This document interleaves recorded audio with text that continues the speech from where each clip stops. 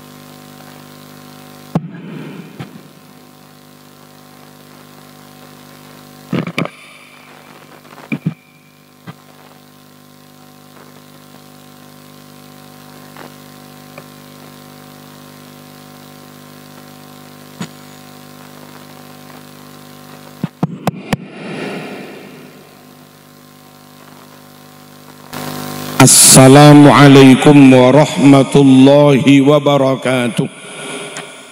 Assalamualaikum warahmatullahi wabarakatuh. Bismillahirrahmanirrahim. Alhamdulillahi rabbil alamin. Ashhadu an la ilaha illallah. Iyyahu na'budu wa iyyahu nasta'in. Wa ashhadu anna Muhammadan abduhu wa rasuluh as-sadiqul wa'dil amin. Allahumma salli wa sallim ala sayyidina Muhammad wa ala alihi wa sahbihi ajma'in, amma ba'd. Kepada para masyayikh, para ulama, para kiai, para bunyai, utamanya sahibu hadal ma'had al-islah Subang, Romo Kiai Haji Usfuri Ansor, juga bunyai, putra putri sekeluarga, para kiai yang lain, matta'anallah bituli hayatikum wa nafa'ana bi'ulumikum wa afadha alaina min barakati du'aikum, amin. Akhi fid da'wah Agus, ini Agus apa Aceng ini? Gus Fuad dari Kerajaan Sumedang. Luar biasa, ini cucunya Kian Santang ini. Semoga panjang umur Gus, sehat walafiat, terus menyebarkan ahlus sunnah wal jamaah. Para pejabat baik dari pemerintah Kabupaten Subang, DPR, nggak sempat kenalan tadi. Pak Camat dari kepolisian, TNI, semuanya, semoga Subang semakin makmur, semakin sejahtera, semakin maju, semakin barokah, dan tentu semakin ahlus sunnah wal jamaah. Amin, Allahumma amin.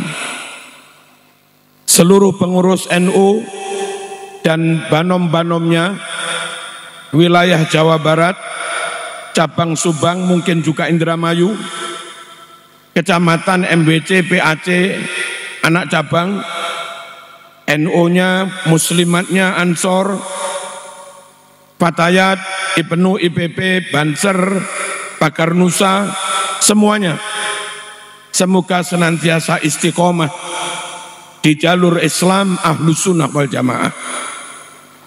Para wali santri, para undangan, para alumni, para asatid, panitia pengurus, semoga panjenengan semua diberi keberkahan, kemudahan, lapang rezeki, sehat oleh Allah Subhanahu wa taala. Bapak Ibu rahimakumullah, yang di belakang rame, ini ada beberapa tempat kosong, bisa dimaksimalkan di sini. Mungkin ada yang kosong-kosong, sini juga boleh. Yang penting dapat ilmu.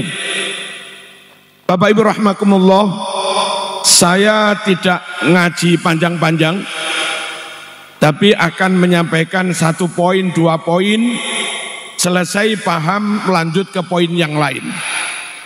Ada pertanyaan dari orang di luar NU, yang benar ikut Quran hadis apa ikut kiai? Yang benar ikut Quran hadis apa ikut ulama? Kalau dijawab ikut ulama, Anda nggak ikut Quran hadis, kafir. Kalau dijawab ikut Quran hadis, Anda nggak ikut ulama, jadi Wahabi. Bagaimana hadirin rahimakumullah? Kalau saya panjenengan semua diundang ke Amerika, lalu dibekali peta. Kalau ke Amerika hanya berbekal peta saja, turun di bandara New York, nanti masih bingung juga memahami peta, mencocokkan peta dengan kenyataan. Kalau ada macet-macet, lewat jalur mana juga bingung. Sepenting apapun peta dan harus dibawa, tapi harus ada guide yang menyertai, membimbing, mendampingi kita, menunjukkan jalan. Kalau kita ke Amerika ada peta dan ada guide, begitu turun di bandara, jemput guide, ini mas, sini, ini, selesai. Tapi kalau tanpa guide, masih bingung juga. Al-Quran hadis, peta hidup, petunjuk hidup. Kapan harus lurus, kapan harus belok kanan kiri, kapan itu satu arah saja, kapan nggak boleh dilewati, itu Quran hadis, peta hidup. Nah, ibarat kita ke Amerika hanya membawa peta saja tanpa ada pembimbing, masih bingung. Kita orang awam hanya merujuk kepada Quran hadis saja tanpa ulama yang membimbing kita bagaimana membaca dengan tajwid yang benar, enggak ada yang bimbing. Bagaimana memaknai dengan tarkib nahwu shorof yang benar, enggak ada yang bimbing. Bagaimana menangkap makna berdasar ilmu ma'ani bayan batik yang benar, enggak ada yang bimbing. Bagaimana memilih mana yang khos, mana yang am. Bagaimana kalau ada mubham, mana mubayyannya. Bagaimana kalau ada mutlak, mana muqayyadnya. Bagaimana kalau ada nasikh, mana mansukhnya. Bagaimana kalau ada makna majaz, mana makna hakikinya, dan seterusnya. Kita orang awam langsung pegang Quran hadis tanpa dibimbing ulama yang ahli tajwid, tanpa dibimbing ulama yang ahli nahwu shorof, tanpa dibimbing ulama yang ahli balaghah, mantek, ulumil Quran, usul hadis, usul fikih, dan yang lain-lain. Tentu kita tetap bingung juga. Hadirin, baca, maaf, ini idgham apa enggak? Ini gunnah apabila gunnah? Ini idhar qamariyah apa idgham?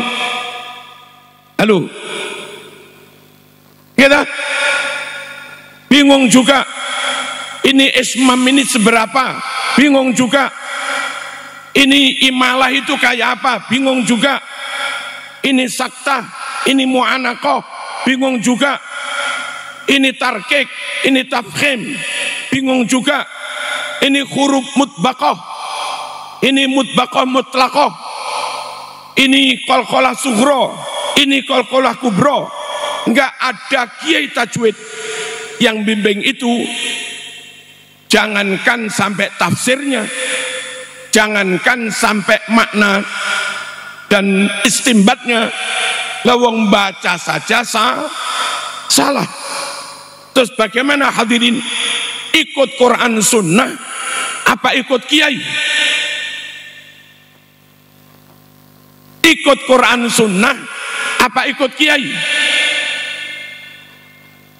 Ngikuti peta apa ngikuti guide? Yang benar merujuk berpegang pada peta dengan dibimbing si guide. Yang benar berpegangan merujuk pada Quran Sunnah tapi dengan dibimbing para kiai. Dan itulah NU, itulah Ahlus Sunnah wal Jamaah. Fas'alu ahla dzikri in kuntum la ta'lamun. Tanya kepada ulama yang ahli zikir jika kamu nggak ngerti. Hadirin, ahli ilmu saja tidak ahli zikir, nggak dekat Allah, itu namanya ilmuwan. Banyak zikir, banyak hizib, tapi nggak banyak ilmu, itu namanya dukun.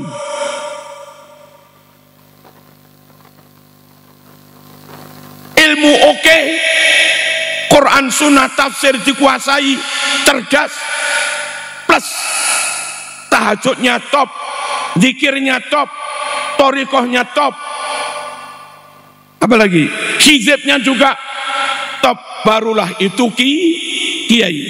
Kepada mereka lah kita bertanya, fas'alu ahla dzikri in kuntum la ta'lamun. Allahumma shalli ala sayyidina Muhammad. Dan merekalah ahluddin, merekalah orang yang disebut punya kapasitas, kemampuan, keahlian, kelayakan di bidang agama. Dan semua masalah agama harus dirujuk kepada mereka. Idza wussidal amru ila ghairi ahli fantadhiris sa'ah. Kalau suatu urusan diserahkan kepada yang bukan ahlinya, maka tunggulah kehancurannya. Pertanyaan pertama, ikut Quran hadis apa ikut kiai? Gimana tadi? Ikut Quran hadis dengan dibimbing kiai, membaca yang benar dibimbing kiai ahli tajwid, memaknai yang benar dibimbing kiai yang alim nahwu shorof, tarkib ngerti, menangkap makna istimbat yang benar dibimbing kiai yang ngerti usul fikih, ulumil hadis, ulumil Quran, ma'ani dan yang lain-lain. Allahumma shalli ala sayyidina Muhammad. Sekali lagi, jangan Quran hadis tok tanpa kiai. Tentu ya nggak mungkin kiai tanpa Quran hadis. Yang kedua, Bapak Ibu rahimakumullah, kenapa nggak langsung Quran Sunnah saja? Kok pakai bermadhab? Kita ini pakai madhab, utamanya madhab Syafi'i. Satu, kita kepingin memastikan Islam kita ini Islam yang bersanad muttasil sampai Rasulullah sallallahu alaihi wasallam. Jangan Islam yang tidak muttasil, jangan Islam yang tidak bersanad, jangan Islam yang tidak ada mata rantai sambung sampai Rasulullah sallallahu alaihi wasallam. Untuk memastikan Islam kita Islam yang bersanad nyambung sampai Rasul dengan cara bermadhab, maka kita pastikan Islam kita nyambung sampai Rasul. Kita bermadhab Syafi'i. Imam Syafi'i punya guru Imam Malik. Imam Malik punya guru Imam Nafi'. Imam Nafi' punya guru Abdullah bin Umar. Dia sahabat, berguru langsung kepada Rasulullah. Kalau kita ikut Imam Syafi'i, pasti sambung Nabi. Imam Syafi'i, Imam Malik, Imam Nafi', Abdullah bin Umar Rasulullah. Imam Syafi'i berguru ke Imam Waqi'. Imam Waqi' berguru ke Imam Hasan Basri. Imam Basri berguru kepada Abdullah bin Mas'ud. Dia berguru langsung kepada Rasulullah. Dengan bermadhab Syafi'i, nyantol ke Imam Syafi'i, jamin sambung sampai Rasulullah.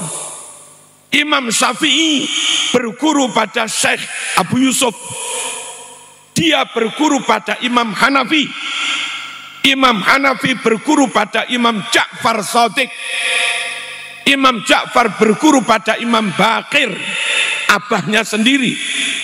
Imam Bakir berguru pada Imam Ali Zainul Abidin, cicitnya Rasulullah sallallahu alaihi wasallam. Imam Ali Zainul Abidin berguru pada abahnya sendiri, Imam Husain As-Syahid. Imam Husain cucu Nabi, tentu ngajinya langsung ke mbahnya Rasulullah sallallahu alaihi wasallam. Bermadhablah dengan nyantol ke Imam Syafi'i, nyata ilmu kita bersambung sampai Rasulullah.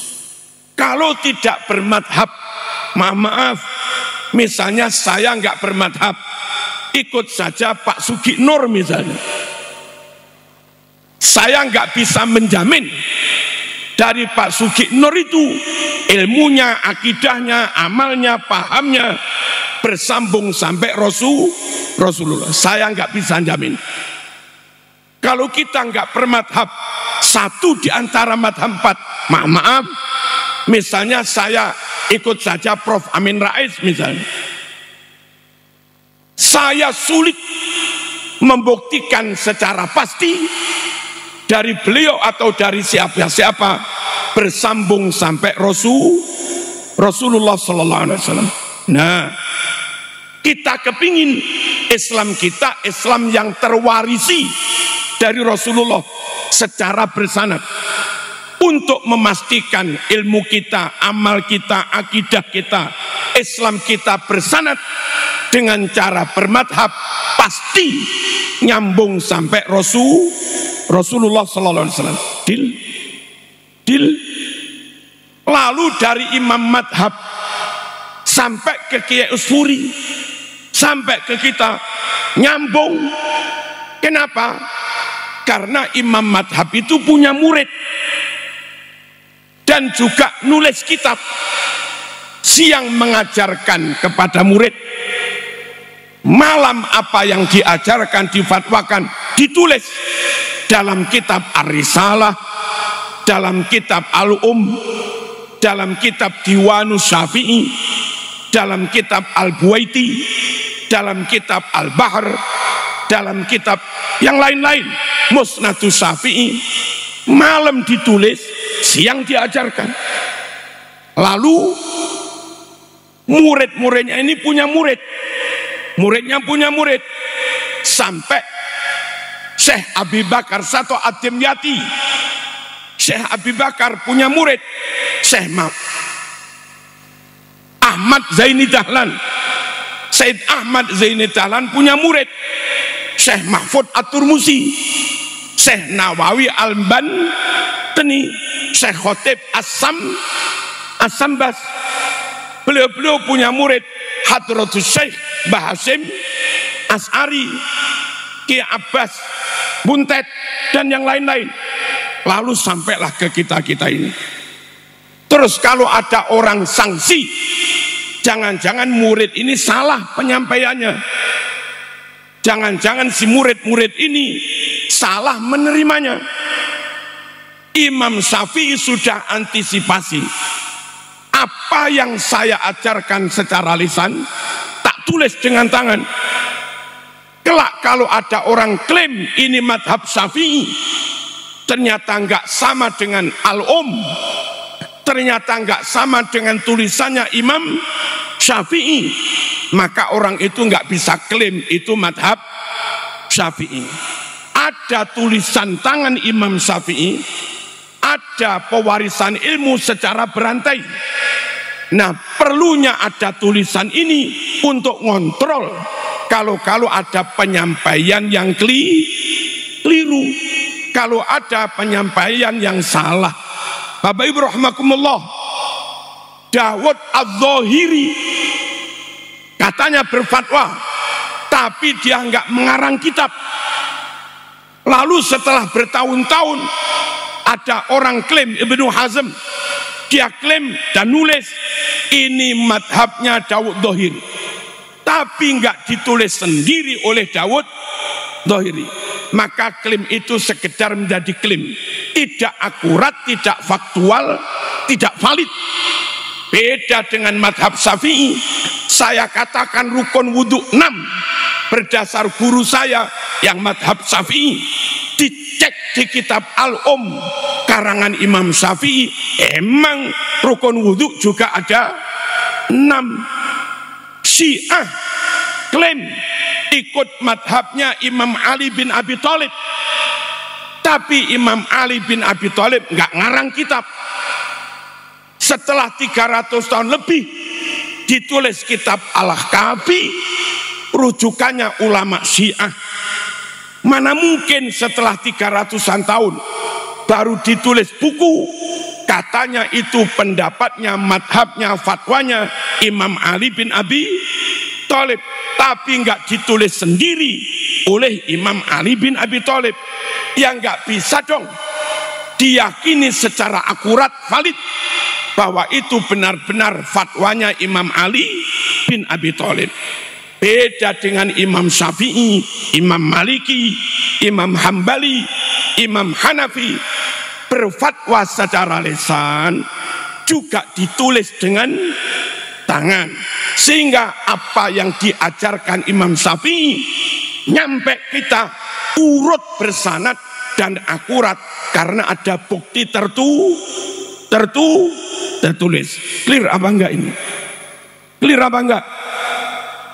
Maka itu kita bermadhab dari Imam Syafi'i nyampe Nabi nyambung. Tak ulangi, kita harus bermadhab dari Imam Syafi'i sampai Rasul sambung. Dari Imam Syafi'i nyampe kita, ilmu nyampe lewat 2 jalur. Jalur guru murid sampai kita, plus tulisan tangan oleh Imam Syafi'i sendiri untuk ngecek, ngontrol barangkali ada orang keliru berfatwa mengatasnamakan madhab Syafi'i. Bisa dipahami nih? Bisa nggih? Makanya NU bermadhab. Kenapa? Biar sambung. Yang kedua, Imam Syafi'i itu super alim di bidang nahwu shorof, balaghah, mantek dan yang lain-lain. Allahumma shalli ala sayyidina Muhammad. Monggo HP-nya ditaruh dulu. Imam Syafi'i alim sampai imamnya nahwu Kiai Imam Sibaweh itu dalam kitab yang ditulis Imam Sibaweh tentang nahwu di kitab Alkitab, judulnya kitab itu Alkitab. Di situ dia banyak menukil dari Imam Syafi'i. Imam Sibaweh, imamnya nahwu, ternyata banyak mengambil dari Imam Syafi'i. Kita bisa bayangkan betapa alimnya Imam Syafi'i di bidang nahwu shorof. Ikut ulama, ikut madhab yang menguasai ilmu alat, itu super penting. Jangan ikut ustadz yang tidak menguasai ilmu alat, karena tidak mungkin Quran Sunnah dipahami secara benar tanpa menguasai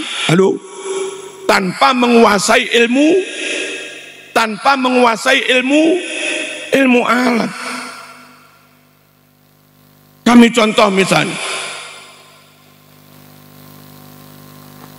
rijalul la tulhihim tijaratun wala bai'un an dzikrillah wa iqamis shalah. Kita tahu kalau ajwaf lalu ikut wazan af'ala, harusnya masdarnya dipakai ta. Aqama yuqimu iqamatan, abana yubinu ibanatan. Ya Kiai. Tapi Quran ini taknya dibuang. Gimana tadi? La tulhihim tijaratun wala bai'un an dzikrillah wa iqamis shalah. Harusnya wa iqamatis. Ini yang bisa menjelaskan hanya ulama yang alim nahwu shorof. Dan kalau enggak alim nanti memaknainya juga keliru. Wal mutallaqat yatarabbasna bi anfusihinna salasata quru. Kenapa salasata quru? Kok tidak salasa? Terus kalau salasa quru, quru maknanya apa? Kalau salasata quru, quru maknanya apa?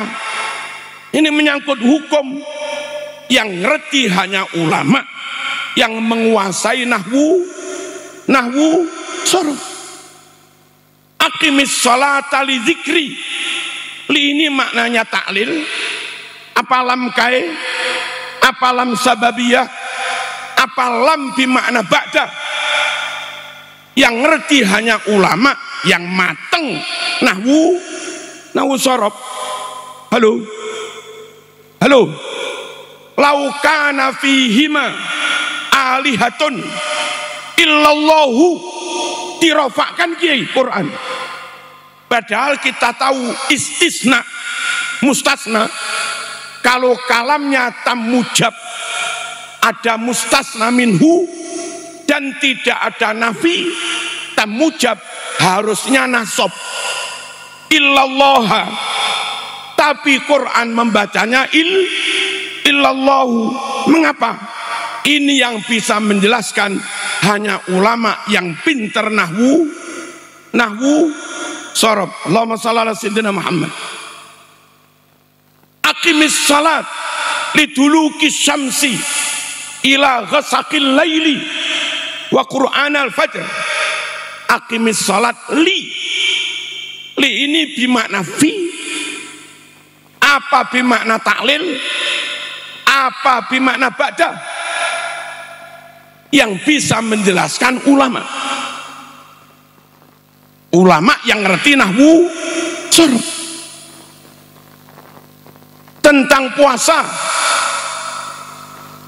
faman syahida minkumus syahra falyasum. Syahida minkumus syahra, syahida ini syahida yashadu syahadatan, menyaksikan.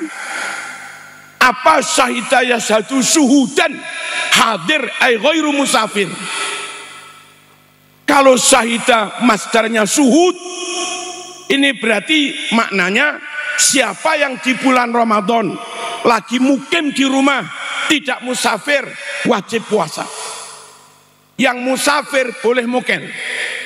Tapi kalau syahida masdarnya syahadah, menyaksikan, siapa yang menyaksikan hilal wajib puasa.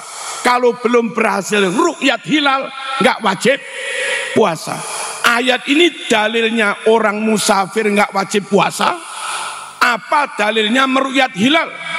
Yang bisa menjelaskan hanya orang yang alim nahwu shorof. Lah kita ikut Imam Syafi'i. Pertama nyambung sanadnya, dari Syafi'i ke Nabi nyambung, dari Syafi'i ke kita juga nyambung. Yang kedua, Imam Syafi'i jagoan di bidang nahwu shorof. Kalau misalnya suasana tenang begitu, khusus anak-anak pondok kami jelaskan. Tapi karena umum repot juga, kami mau menjelaskan yang ruwet-ruwet kayak begitu. Kapan-kapan ada forum yang lebih lebih khusus lagi ya. Ini sekedar tak beritahukan saja bahwa kita nggak salah ikut Imam Syafi'i. Contoh, faman syahida minkumus syahra Ada yang memaknai syahidah itu syuhud, berarti hadir. Ayat ini bukan dalilnya meru'yat hilal. Saya jawab versi madhab Syafi'i. Mas, kalau syahidah kau anggap masdarnya syuhud, bermakna hadara hudur, hadir, berarti syahidah itu lazim, bukan mutaati. Kalau syahidah lazim, tidak mutaati, lantas asyahro dibaca nasab jadi apa, Mas?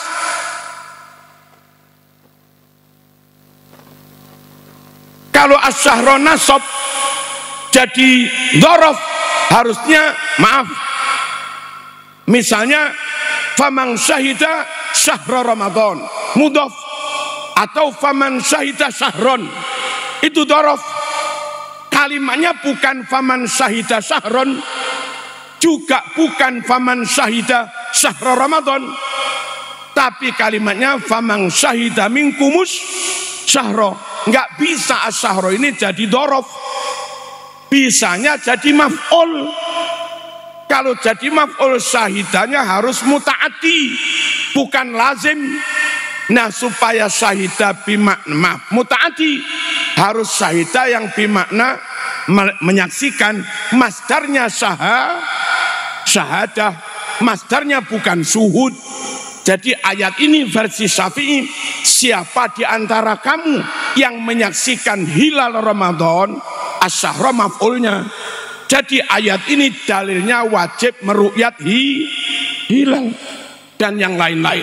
Allahumma shalli ala sayyidina Muhammad. Ikut Imam Syafi'i top, dia jagoan di bidang ilmu nahwu. Yang ketiga, Imam Syafi'i super cerdas. Bagaimana enggak cerdas, dikandung ibunya 4 tahun. Nggih, Kiai. Iya apa enggak? Dalam kandungan 4 tahun, orang lain mau masuk TK, Imam Syafi'i baru lahir. 7 tahun hafid Quran. Imam Syafi'i sulit dicari tandingannya. 9 tahun hafal Muwatta. Muwatta itu kira-kira 2000 hadis lebih. Saya punya tebal, Kiai. Itu Imam Syafi'i kuasai Muwatta, hafal dalam umur sekitar 9 tahun. Umur 13 tahun jadi hakim agung di Yaman, qadhi. Kita 13 tahun main layang-layang. Imam Syafi'i 13 tahun jadi hakim agung. Luar biasa. Enggak salah kita ikut Imam Syafi'i. Apa perlu Kiai ikut kiai ulama yang cerdas? Ya perlulah. Hatinya sambung Allah, hatinya bersih, tapi enggak cerdas, bisa-bisa pelupa atau salah paham. Cerdas banget, tapi hatinya enggak sambung Allah, bisa-bisa menyalahgunakan ilmu. Nah, yang kita ikuti ini super cerdas dan super zuhud Imam Syafi'i. Saya cerita tentang zuhudnya Imam Syafi'i di kitab Ad-Da'watut Tammah, bagian belakang Manaqibul A'immatil Arba'ah. Ketika menceritakan biografinya Imam Syafi'i, di situ disebut jadi hakim agung 3 tahun, serepes pun gajinya enggak dimakan, utuh. Lalu 100% dibagi kepada fakir miskin yatim, serepes pun enggak mengambil. Kenapa Imam Syafi'i begitu? Saking wirainya, saking ihtiyatnya, saking zuhudnya, saking hati-hatinya. Mengapa? Maaf Kiai, yang jadi hakim maaf. Hakim agama hari-hari pekerjaannya ketok palu, cerai tok, cerai tok, cerai tok. Namanya hakim agama, 1000 kali ketok palu, 1000 kali itu pula dia menyenangkan yang menang, tapi 1000 kali pula dia membuat sakit hati yang, iya apa enggak? 1000 kali bikin senang yang menang, tapi 1000 kali pula bikin sakit hati yang kalah, itu hakim. Nah, Imam Syafi'i takut nanti di akhirat digugat oleh mereka yang sakit hati. Saking hati-hatinya Imam Syafi'i, gajinya nggak dimakan, sedekahkan semua. Kelak kalau di akhirat mereka nuntut, tinggal bilang, gajiku sudah tak sedekahkan, ambil pahalanya, ambil. Itu Imam Syafi'i, serepes pun nggak mau gelap akhiratnya, serepes pun nggak mau remeng-remeng akhiratnya. Ikut ulama yang super khosyatullah, ikut ulama yang super taqwallah, itu penting Bapak Ibu rahimakumullah. Orang pinter menguasai Quran Sunnah tapi hatinya nggak takut Allah, kata orang Jawa Timur, nyamari. Nama nyamari, gak bahaya dah. Bisa-bisa mau menghadapi pilgub, mau menghadapi pilkada, ada calon mungkin nggak ahlu sunnah wal jamaah, atau ada calon tarkus salat, ada calon maaf track recordnya nggak baik, tapi gara-gara soan pada orang alim yang nggak takut Allah, terus sudah memberi taruhlah 10 miliar. Bisa-bisa kiai itu meskipun alim, ustadz itu meskipun alim, bilang kepada jamaah, besok yang wajib dicoblos ini.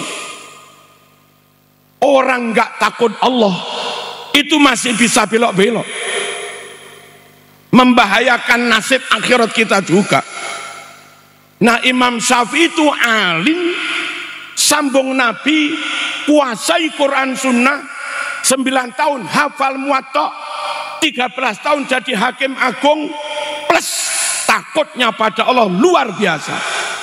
Makan gaji serepes saja nggak berani, khawatir besok dituntut oleh mereka yang divonis kalah itu. Hati ini rasanya serambut pun nggak ragu ikut Imam Syafi'i, karena mentalitasnya kayak begitu, karena moralitasnya kayak begitu. Pinter, top, itu Imam Syafi'i. Kadang yang lain top ini nggak top, atau top ini nggak top. Nah, Imam Syafi'i seperti itu. Allahumma shalli ala sayyidina Muhammad. Hadirin rahimakumullah. Lalu kelebihan kita ikut Imam Syafi'i, Imam Syafi'i itu pengalaman kemana-mana. Imam Maliki top, tapi Imam Maliki banyak duduk tinggal di Madinah, nggak banyak kemana-mana. Imam Hanafi top, tapi Imam Hanafi banyak di Kufah dan Baghdad. Imam Hambali top, tapi Imam Hambali banyak di Mekah. Beda dengan Imam Syafi'i, kecil di Mekah bersama ibunya di Ghuzah, lalu agak remaja ke Madinah, ngaji ke Imam Malik sampai apal Muwatta, lalu habis itu ke Yaman jadi hakim agung, habis itu ke Basrah ngaji ke Imam Waqi itu jadi, lalu ke Baghdad An-Nidhamiyah jadi guru, jadi dosen. Masa tuanya ke Mesir ngajar di Al-Azhar. Apa kelebihan ulama yang begini? Bapak Ibu rahimakumullah, Nabi wafat, sahabat itu nyebar kemana-mana. Sahabat ada yang nyebar ke Yaman, tentu bawa hadis. Sahabat ada yang nyebar ke Mekah, tentu bawa hadis. Ada yang ke Kufah, Basrah, Baghdad, bawa hadis. Nah, Imam Syafi'i yang pengalaman kemana-mana, barangkali ada hadis Nabi di bawah sahabat ke Yaman, Imam Syafi'i sudah mengambilnya. Barangkali ada hadis di bawah sahabat ke Basrah, Kufah, Imam Syafi'i sudah mengambilnya. Barangkali ada sahabat di Madinah membawa hadis, Imam Syafi'i ngaji ke Madinah ke Imam Malik, ambil hadisnya. Barangkali ada hadis bahwa Amr bin As ke Mesir. Imam Syafi'i juga ambil hadis dari ulama Mesir. Ikut Imam Syafi'i, insya Allah ikut ulama yang koleksi hadisnya lengkap. Bisa dipahami? Tak ulangi, ikut Imam Syafi'i, insya Allah ikut ulama yang koleksi hadisnya lengkap, komprehensif. Dan itu yang diperintah Quran. Wa ma atakumur rasul fakhudhu wa ma nahakum anhu fantahu. Ajaran apapun yang disampaikan Rasul kepadamu ambil.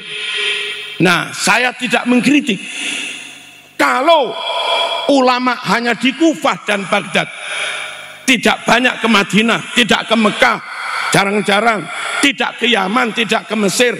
Khawatir hadis yang dibawa sahabat ke kota-kota itu belum nyampe ke dia, sehingga hadisnya nggak lengkap. Imam Hambali yang banyak di Mekah khawatir hadis yang dibawa sahabat ke Basrah, ke Kufah, ke Yaman belum nyampe ke Imam Hambali.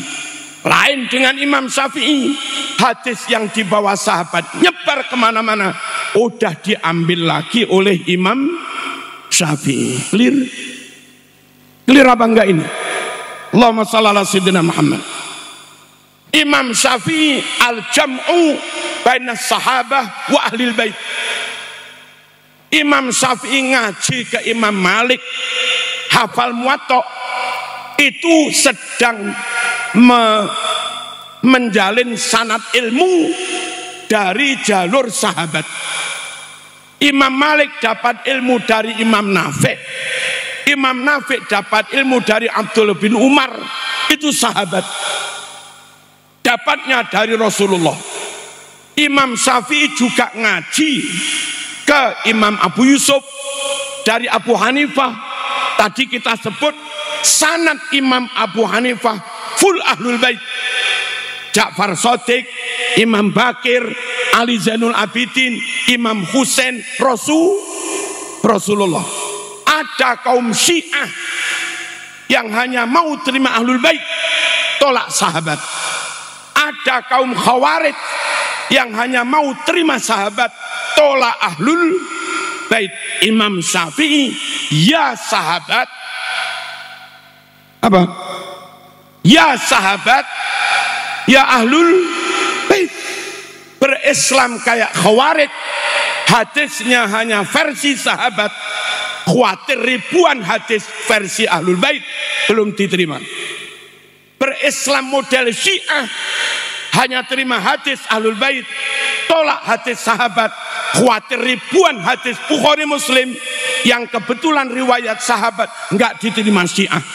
Padahal perintah Quran fakhudhu, apapun yang disampaikan Rasul padamu ambil semua.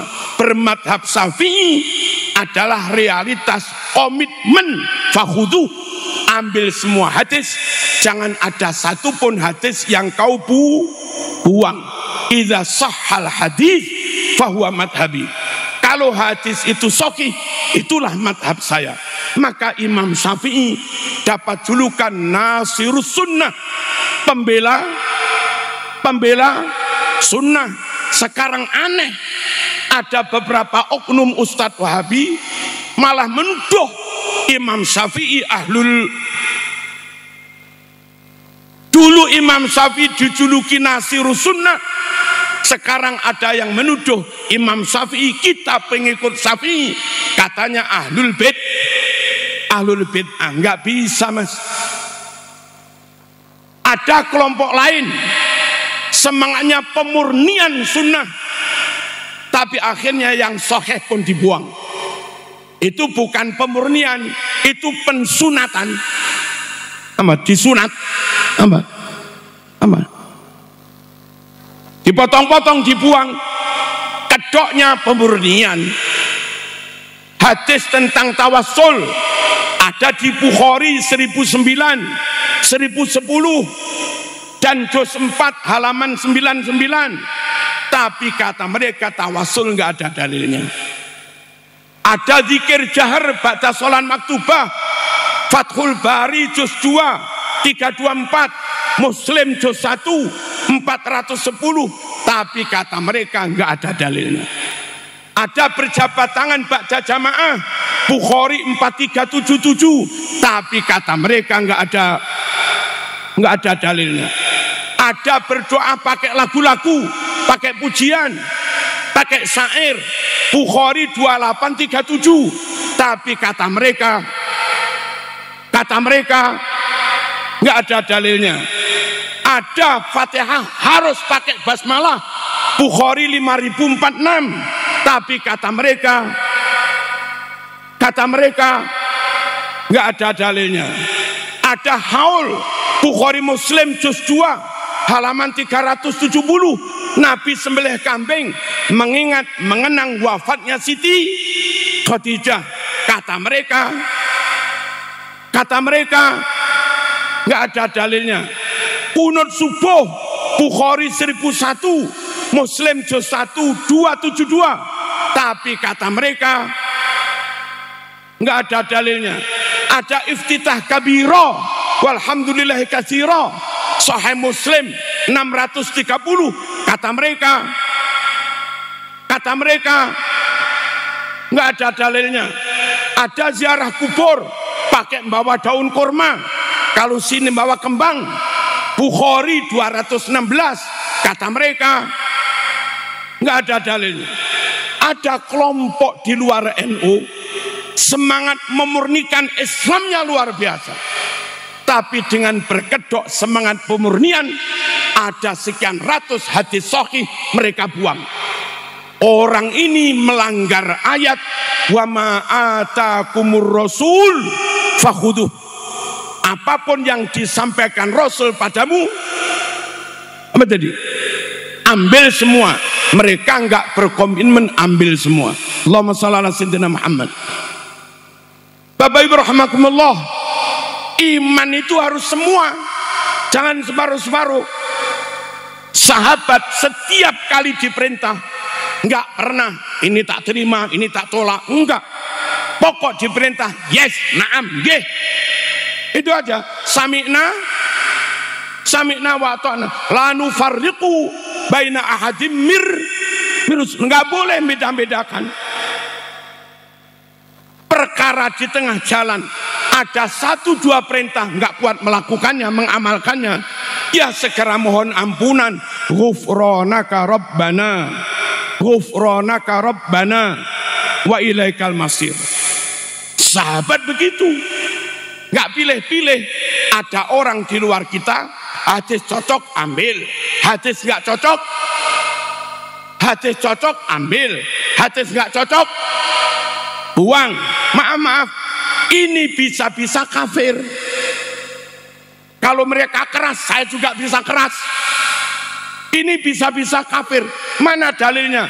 Wa yaquluna nu'minu bi ba'dhin wa nakfuru bi ba'dhin ulaika humul kafiruna haqqan. Mereka yang berucap sebagian kami imani, sebagian kami ingkari, padahal sama-sama sahihnya. Mereka yang kayak begitu orang yang nyata-nyatakan kafir. Kita berahlus sunnah wal jamaah, bermadhab syafi'i, jangan syiah, jangan khawarij. Syiah membuang hadis riwayat sahabat, melanggar ayat fakhuduh. Khawarij membuang hadis riwayat ahlul bait, melanggar ayat fakhuduh. Ahlus sunnah Imam Syafi'i berkomitmen semua diambil. Clear. Bukan hanya itu, Ahlus sunnah utamanya Imam Syafi'i berkomitmen semua diterima, dan apa ini, nyaringnya, menfilternya ketat banget. Enggak sahih tolak, dhaif tolak. Jadi bermadhab Syafi'i itu ya lengkap, ya sahih, ya komprehensif, ya akurat.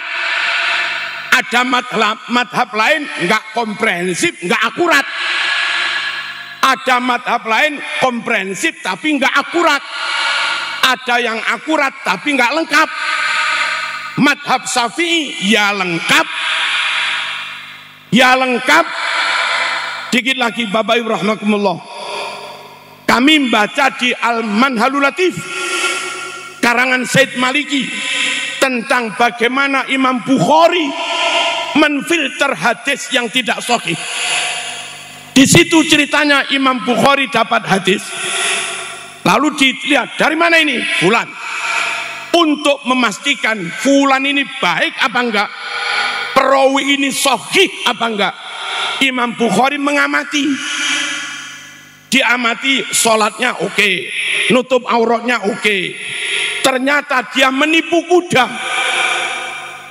Di Manhalul Latif diceritakan orang itu perawi hadis ini manggil kuda, diiming-iming rumput Kiai.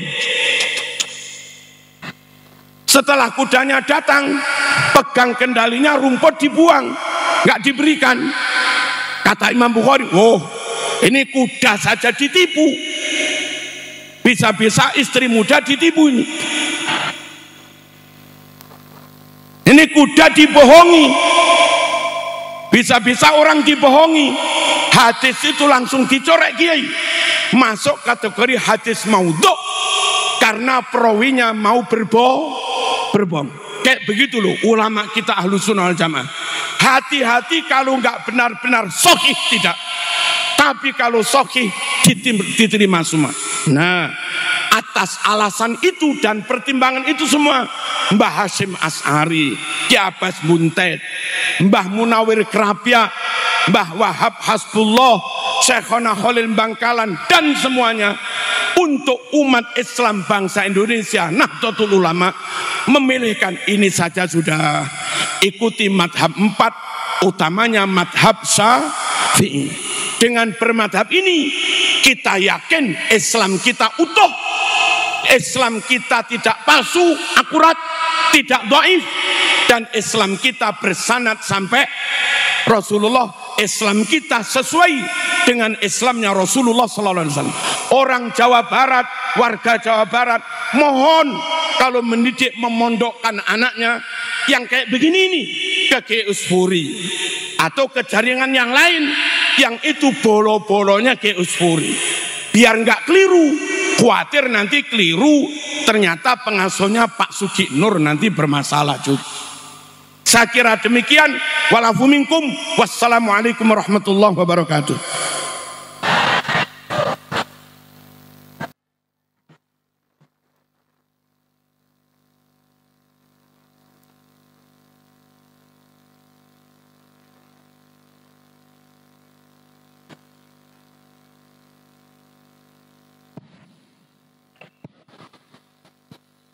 Waalaikumsalam warahmatullahi wabarakatuh.